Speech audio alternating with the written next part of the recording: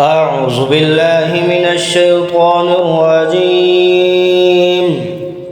بسم الله الرحمن الرحيم.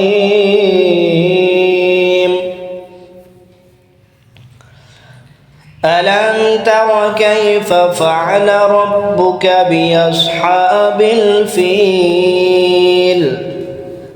ألم يجعل كيدهم في تضليل وأرسل عليهم طيرا أبابيل